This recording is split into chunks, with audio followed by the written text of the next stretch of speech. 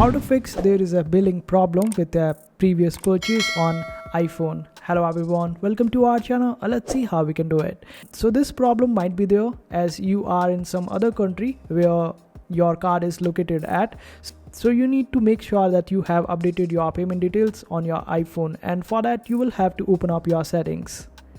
After that, open up your Apple ID. Then click on this option of media and purchases.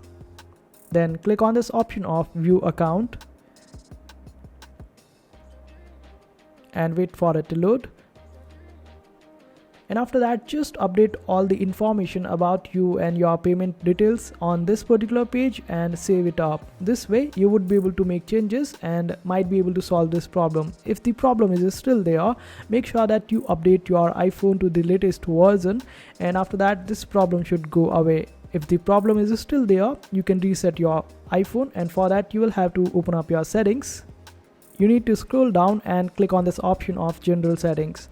Here you need to scroll down till the very end, and at the bottom you would be able to find the option of reset iPhone. Simply click on it, then get started.